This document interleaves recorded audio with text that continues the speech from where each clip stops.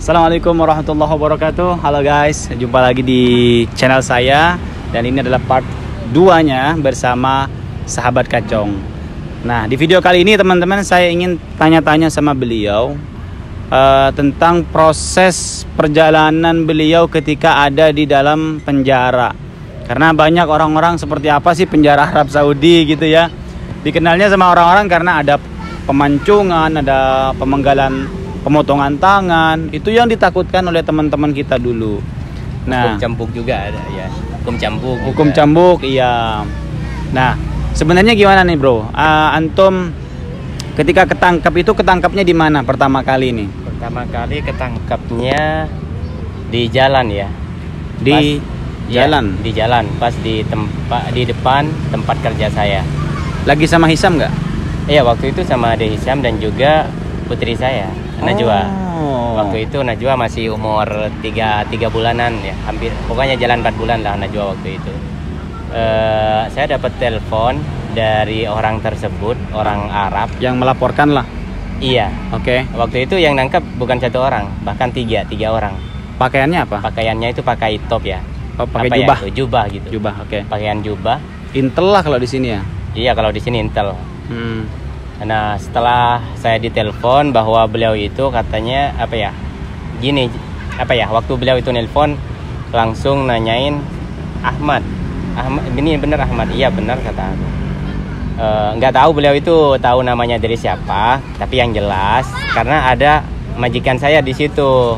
Majikan saya juga nggak tahu bahwa ada penangkapan di situ. Akhirnya Ahmad, ini bener Ahmad? Iya bener. Kamu yang merawat anak kecil itu ya? Di telepon itu? Iya, di telepon. Oke. Waktu itu di telepon, saya masih belum ganti baju ya. Iya bener kata saya Ahmad yang merawat anak kecil itu ya katanya. Ahmad, kamu baik sekali lah. Pokoknya muji-muji lah di situ. Muji-muji, semoga kamu mendapatkan balasan surga karena udah merawat anak yatim tanpa orang tua katanya. Amin ya rabbal alamin kata aku. Ahmad, boleh nggak datang ke sini? Aku pengen bantu kamu nih katanya. Aku pengen ngasih hadiah kepada adik Hisam ini katanya. Mau ngasih hadiah apa kata aku?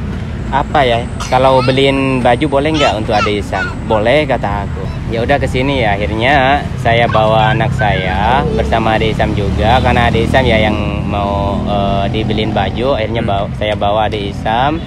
Dan saya bawa anak saya itu karena mamanya waktu itu sibuk kerja di rumah. Jadi saya terpaksa bawa anak saya. Setelah di jalan saya itu udah hati saya itu udah gak enak gitu. Tiba-tiba ada majikan saya bersama orang Arab ini. Orang Arabnya juga saya nggak kenal. Ini siapa ya? Dikira tadi waktu saya di rumah itu, pikiran saya itu dikira beliau itu punya istri orang Indonesia gitu. Biasanya yang bantuin adik Hisam ini beliin hadiah adik Hisam, baju, terus ya, makanan kesukaan Hisam, orang-orang Arab yang istrinya bukan, yang istrinya orang Indonesia. Iya.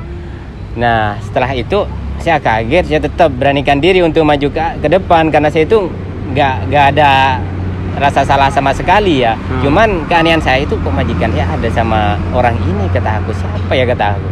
Aku juga nggak pernah ngeliat karena cuma berdua majikan saya sama orang Arab ini tadinya di dalam mobil itu. Akhirnya saya maju ke depan. Akhirnya ini bener Ahmad? Iya bener kata aku. Ini anaknya ya? Iya kata aku. Habis itu yang 2 datang nyamperin saya juga. Akhirnya nunjukin semua ID cardnya polisi. Iya, bahwa beliau itu adalah seorang polisi katanya. Kamu nggak usah takut. Saya ingin bantu kamu. Saya ingin membantu kamu bikin surat untuk adik Hisam ini. Maksudnya apa itu kak? Akte kelahiran lah apa? Iya, pokoknya biar semuanya lengkap itu surat-suratnya adik Hisam karena formulir data-datanya adik Hisam ini udah hilang semua waktu mamanya meninggal gitu. Akte kelahirannya gitu. Kayaknya iya boleh kata aku. Terus anak saya ini mau dibawa kemana kata aku? Ya udah anterin ke mamanya kan ya. Akhirnya anak saya dianterin ke mamanya. Siapa yang nganterin?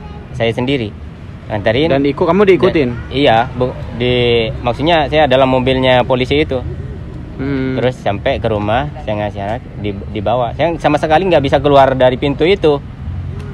Saya mau keluar, kata aku nggak bakalan kabur, kata aku. Enggak, katanya, mamanya suruh ke sini. Iya, mama aku mamanya ada di depan pintu ini. Berarti kamu sudah tahu di situ kalau dia polisi? Iya, udah tahu karena beliau itu udah nunjukin ID cardnya beliau gitu. Kayaknya, loh, kok dikawal ketat kayak gini, kata aku. Aku salah apa, kata aku waktu itu? Karena saya tuh sama sekali nggak diizinin keluar dari pintu itu. Akhirnya ada apa ya, kata aku? Apa aku ada yang salah dengan anak ini ya, kata aku? Kayaknya udahlah, kata aku, jalanin aja lah, insya Allah baik-baik saja, kata aku. Kayaknya ya di jalan ya saya masih enak-enak aja, video call. Terus orang yang polisinya ini itu entah ngirim video ini ke siapa, bilang itu halo apa kabar gitu, bikin video, habis itu dikirim lewat WA. Saya, adik saya, Hisam, dan juga Najwa ini waktu masih di dalam mobil. Nih nggak tahu ngomong Arabnya itu agak ini katanya ini, terus ini juga anaknya, katanya. Habis itu kirim ke siapa, kata aku aja agak curiga apa ada orang yang melaporkan gitu ya. Di situ akhirnya setelah saya ditangkap dibawa ke kantor polisi. Kantor polisi di Beriman waktu itu. Waktu di Beriman itu sekitar hampir ya berapa jaman lah, 5 jaman. Di Beriman diapain? Ada sempat pemukulan nggak? Nggak ada ya? Iya, nggak ada sama sekali, karena waktu itu ya emang jawaban Ade Hisam ini memang suka dengan YouTube, dan beliau itu memang suka dengan saya gitu. Ditanyain Ade Hisam ini, saya kan nggak bisa jawab apa-apa karena yang ditanyain Ade Hisam. Saya mau jawab langsung dimarahin. Kayaknya Ade Hisam menjawab bahwa saya itu emang suka YouTube, katanya. Kan ditanyain, kamu kenapa main YouTube, masuk ke YouTube? Saya memang suka main YouTube, katanya. Kamu suka YouTube? Iya, suka. Sama ini siapa? Ini Om, katanya. Oh, itu siapanya kamu? Om, kan. Terus kamu suka sama dia? Iya, saya suka, katanya. Oh, ya udah, di situ ya udah. Langsung setelah pertanyaan itu udah selesai, akhirnya saya dipindah ke Kandara waktu itu, kantor polisi lain. Kalau di Beriman saya agak ngeri. Soalnya waktu saya diturunin ke bawah itu kan ada ruangan beda itu di bawah. Ada orang yang dikerangkeng tangannya terus ininya. Aduh, kata aku. Kok masa aku mau dipenjara di sini, kata aku. Orang-orang hitam semua itu. Aku sempat ngeliatin itu. Karena aku waktu itu duduk sekitar 1 jam di bawah. Ngeliatin orang dikerangkeng, tangannya diborgol gitu ya. Akhirnya ya alhamdulillah semuanya proses itu sekitar 15 hari saya di kantor polisi itu. Setelah itu saya dibawa ke Sumesi. Belum pengadilan kamu? Belum ke pengadilan. Waktu itu 1 kali ke pengadilan, cuman itu kalau di Arab Saudi bilangnya niabah. Iya, niabah. Niabah itu apa sih? Niabah itu biasanya tempat ini ya, apa sih, pengecekan barang-barang bukti kayak gitu sih kayaknya. Iya, pengecekan barang-barang bukti. Dan biasanya HP disita di situ juga biasanya. Iya, tapi alhamdulillah HP saya itu nggak disita waktu itu. Emang saya tunjukin nih, katanya, kamu ada bukti apa dari Hisam ini bahwa Hisam ini anaknya orang Indonesia, katanya. Ini saya punya sebuah foto paspor. Aku waktu itu nggak ngeh loh, nggak, istilahnya bahwa nama paspor Ade Hisam ini itu sebenarnya paspor ini apa namanya, ilegal, nggak ada binnya. Iya, nggak ada binnya. Cuman nama apa? Cuman nama Ade Hisamnya aja, nggak ada bin siapa gitu. Aku baru ngeh di situ, loh, kata aku, iya ya, kalau paspor kan ada binnya, kata aku. Akhirnya, kok kamu bisa bawa HP, katanya. Nggak diambil, kata aku. Ini, kata saya, ini baterainya udah mau habis, kata. Saya masih mau pinjam baterai waktu itu, mau pinjam casan ke polisi, ke niabah ini, ke yang apa ya, pengadilan pertamanya. Jangan, katanya, nggak boleh, katanya. Ya udah, kata aku, taruh kantong lagi. Alhamdulillah waktu itu nggak diambil sampai saya. Dan sempat hilang kontak juga ya, waktu itu. Karena HP-nya udah mati. Kamu baru bisa ngabarin? Iya. Apa enggak? Enggak. Di penjara, masih di penjara, masih belum ke Sumesi, penjara kecil. Baru bisa ngabarin ke keluarga kapan itu? Setelah 1 minggu kayaknya. 1 minggu. Iya. 1 hari itu saya masih sempat ngabarin istri. Habis itu hilang kontak, istri juga kebingungan waktu itu, katanya. Pas ditelepon setelah 7 hari itu saya telepon langsung nangis istri saya, kemana kamu dicari-cari? sama temen-temennya juga nggak ada katanya, nggak ketemu. Bahwa aku ini kan udah bilang bahwa aku ada di kantor polisi Surto Kandara, tapi yang namanya saya sebagai Ahmad itu katanya nggak ada. Ternyata nama asli saya di Iqomah itu, KTP Arab Saudi itu ternyata Kamat. Makanya dicari ke situ nggak ketemu. Oh, salah penulisan biasanya. Iya, di KTP Arab Saudi itu salah penulisan. Jadinya Kamat. Jadi siapapun yang datang ke kantor Kandara itu, kantor polisi itu nggak bakalan dikasih tahu, nggak bakalan ketemu yang namanya Ahmad. Karena orang Indonesia emang nggak ada waktu itu. Cuma saya sendiri, namanya Kamat bukan Ahmad. Antum kok bisa lama banget? Berapa bulan sih di dalam penjara?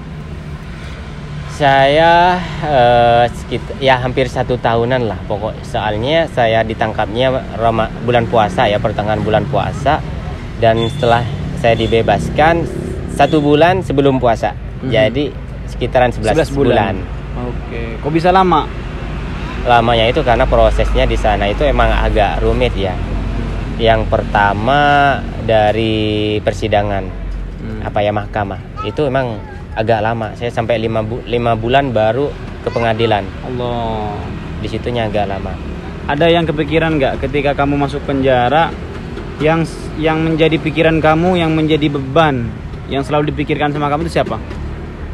Yang selalu saya pikirkan ya anak saya, dan juga adik Isa. Ya, jangankan beliau, teman-teman yang lain yang dipikirkan itu adalah anak dan istrinya, karena kita tahu anaknya beliau ini masih kecil-kecil, guys.